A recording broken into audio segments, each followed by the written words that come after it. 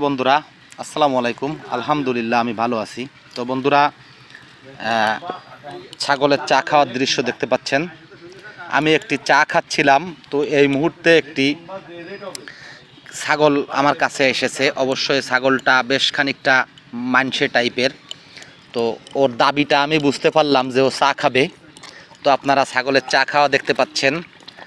আমি ওকে চা খাওয়ালাম। ও প্রথমে যেটা করেছে সেটা হচ্ছে কি, আমার সাথে এসে একটু ঘষাঘষি করছিল আমার গায়ের সাথে। তো আমি বুঝতে পারলাম যে ওর কোনো একটা আবদার আছে। তো আবদারটা কি সেটা আমি প্রথমে বোঝার চেষ্টা করছিলাম।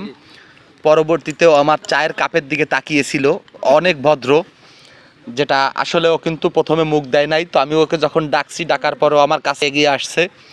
এগিয়ে আসার পরে আমি চার কাপটা ধরাতেও দেখেন চা খেলো অত্যন্ত ভক্তি সহকারে।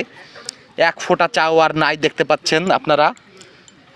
আমি হাফ খেয়েছি, বাকি হাফটুকু ওর আবদার পূরণ করলাম। আসলে অবলা পশুও ভালোবাসা বোঝে।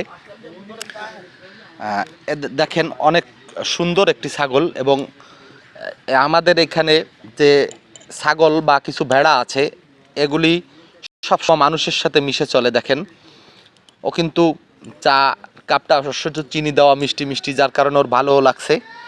তো আপনারা দেখতে পাচ্ছেন, একটি অবলা প্রাণী হলেও ভালোবাসা আসলে প্রত্যেকে বোঝে। এবং প্রত্যেকটি মানুষের উচিত প্রত্যেকটি প্রাণীকে ভালোবাসা দিয়ে প্রত্যেকটি প্রাণীকে বরণ করে নেওয়া। দেখেন ওর যে চা খাওয়া হয়ে যাওয়ার পরে এই যে কাপটিতে কিন্তু আর এক ফোঁটা চাও নাই, ও কিন্তু চলে গেল।